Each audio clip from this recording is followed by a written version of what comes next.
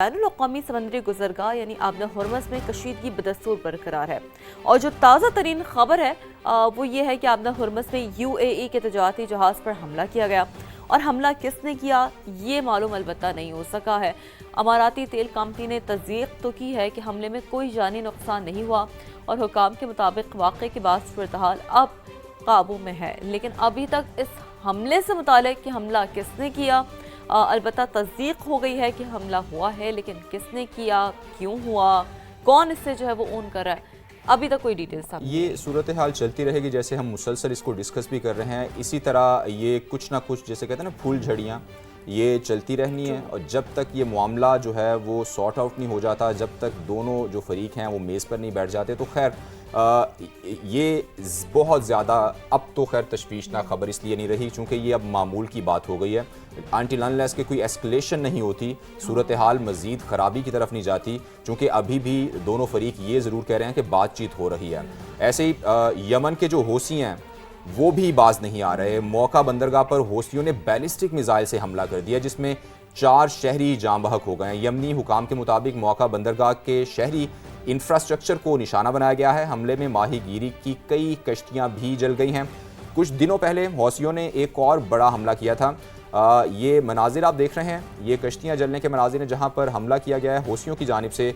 इससे पहले जब हौसियों ने हमला किया था उसमें 3 पाकिस्तानी शहरी भी शहीद हुए थे। तो हौसी जो हैं वो यमन में वो एक तरह से एक आग लगाने की कोशिश जैसे होती है, आज तो जैसे बैलिस्टिक मिसाइल से हमला कर देना, और ये बड़ा हमला कहा जाता है। ज़ाहिर है बैलिस्टिक मिसाइल जो हैं वो एक जैसे तगड़े मिसाइल कहते हैं, वो बिल्कुल ये इम्पैक्ट करते हैं। और आपने देखा ना विजुअल से किस तरह से जो उसके आग लग गई है, बाकायदा उसकी शिद्दत है वो बताई जा रही है। अब जी अमेरिकी सदर का एक और अनोखा ऐलान सामने आ गया, वो आप लोगों को बताते हैं। सदर ट्रम्प क्या कह रहे हैं कि बहुत जल्द आबना हुर्मुज़ को अमेरिकी इलाका करार दे दूंगा। ईरान को मौशी नुकसान पहुंचाने की उन्होंने साथ धमकी भी दे दी। एज आई यूजुअल सेट के पहले वो एक स्टेटमेंट देते हैं, उसके बाद धमकी देते हैं और कहा कि नाकाबंदी जारी है, कोई ईरानी जहाज़ नहीं गुजर सकता। बोले अब ईरान ने हमला किया तो 100 गुना ज़्यादा ताकत से जवाब देंगे। और अमेरिकी सदर का कहना था कि B-2 बमबार तैयारों से हमला ना करते तो ईरान जोहरी हथियार हासिल कर लेता।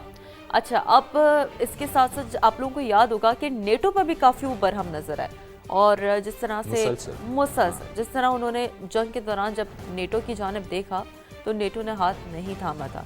तो वो जब भी अब बात करते हैं तो वो जब एक स्टेटमेंट देते हैं, साथ धमकी लगाते हैं, तो तीसरी बात वो नेटो की करते हैं। अच्छा, मुझे ये हैरत होती है कि जब मगरिब और अमेरिका हमें अखलाकियात का दर्स देता ना, तो मुझे वो जैसे वो अक्सर जैसे सार्कास्टिक वे में कहा जाता ना, सी हु इज़ टॉकिंग, मतलब आप खुद क्या कर रहे हैं। यानी आप जाएं, हमला करें और आप ये कह दें कि हमें उस इलाके को अमेरिका का इलाका करार दे देना है हमने। आप वेनेजुएला जाते हैं, आप वहाँ पे सदारती महल पर हमला करते हैं, आप वहाँ के सदर को उठाकर ले आते हैं।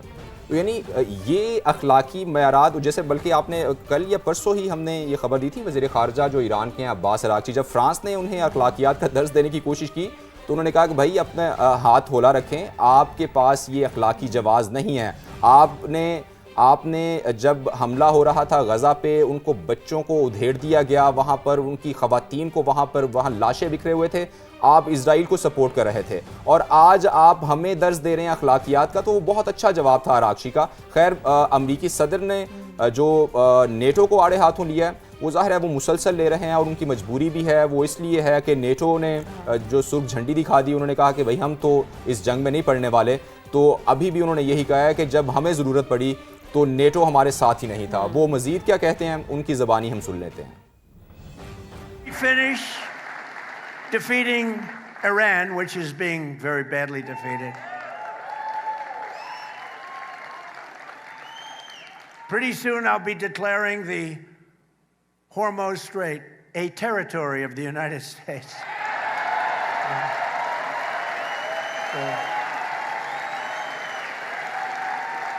Essentially, that's what it is. We have the blockade. No ships get through unless we want them to. But, and how about Venezuela? Venezuela was a one-day war. And now we work great with them. We've taken in millions and millions of barrels of oil. But we're doing really good. We're doing good in every way. You know, I built the military, and now I used it a little bit more than I wanted to, frankly, but that's okay, because we cannot let Iran have a nuclear weapon. Do we agree? Can't let it. तो जी अब how it's possible कि Iran इस पर रद्दअमल ना दे। Iran का अपना Hormuz से मुतालिक ट्रंप के इस बयान पर काफ़ी ज़्यादा ना सख्त रद्दअमल आया। वो कह रहे हैं कि जी अपना हुर्मस खोलने या बंद करने का जो इख्तियार है वो सिर्फ ईरान के पास है। नायब वज़ीर ख़ारजा ने ऐसे कहा है। ईरान अमरीकी धमकियों या ताकत से खौफ ज़दा नहीं है। काज़िम गरीब आबादी की जानिब से ये कहा गया है।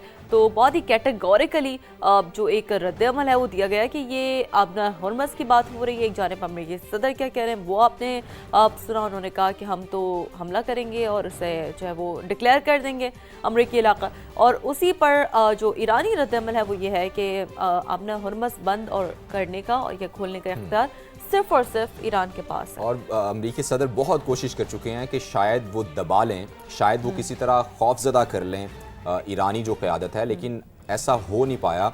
और वो चूंकि खैर वो क्यों हो, जब वो मैदान जंग में उन्होंने मुकाबला कर लिया तो अब वो टेबल टॉक पे या ये रेटरिक की जो एक वॉर है वो उस पर क्यों हारेंगे या क्यों वो पीछे हटेंगे। खैर ये सिलसिला फिर वही बात कि ये चलता रहेगा जब तक कि ये सेटल डाउन नहीं हो जाता।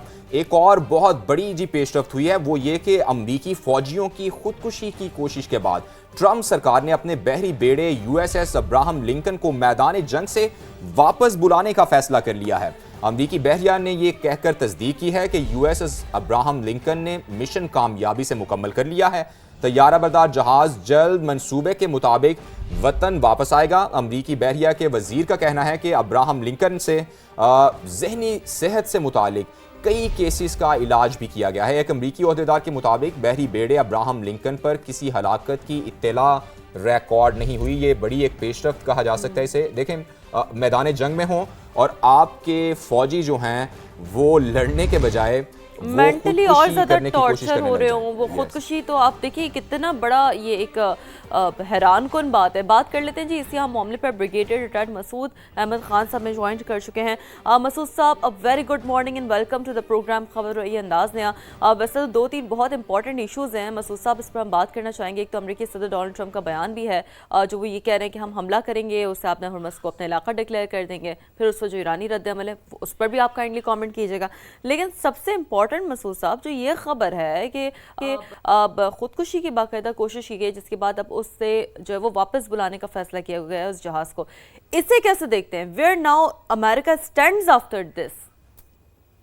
जी हाँ, देखिए अभी तक तो बहुत सारी कंट्रडिक्शन से, कंफ्यूजन से, स्टेटमेंट से, टिट फॉर टेट वाली बातें हो रही हैं। और खास तौर पे जब अभी